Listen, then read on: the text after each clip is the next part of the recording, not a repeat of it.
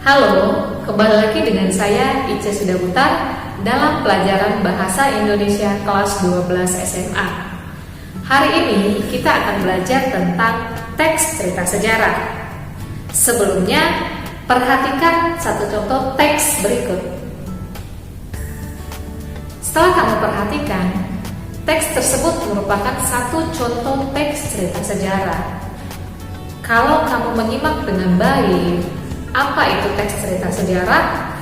Dari teks yang saya tampilkan, kamu akan dapat menarik sebuah kesimpulan bahwa teks cerita sejarah itu adalah teks yang berisi kejadian di masa lampau yang memiliki urutan peristiwa yang terdapat fakta atau data dan memiliki nilai sejarah. Itulah pengertian dari teks cerita sejarah.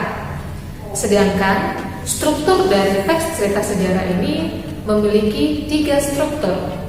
Struktur yang pertama adalah orientasi, yang kedua ada struktur komplikasi, dan yang ketiga adalah resolusi. Saya akan menjelaskan setiap struktur tersebut. Yang pertama adalah orientasi. Apa itu orientasi?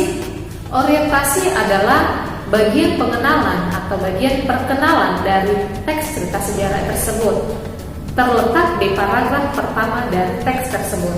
Jadi ingat, bagian orientasi terletak di paragraf pertama. Yang kedua adalah struktur komplikasi. Apa itu komplikasi? Konflik, masalah. Jadi di bagian komplikasi ini berisi tentang konflik atau urutan-urutan peristiwa dari awal hingga akhir dari kejadian sejarah tersebut. Umumnya terletak di paragraf kedua dan seterusnya sampai berakhirnya urutan peristiwa sampai akhir. Yang ketiga ada struktur resolusi. Resolusi atau penyelesaian solusi. Jadi bagian atau struktur resolusi ini merupakan bagian penutup atau berupa simpulan atau merupakan pendapat yang berisi pendapat si penulis mengenai sejarah yang dikaitkan dalam teks tersebut. Dan ingat, bagian resolusi terletak di akhir paragraf.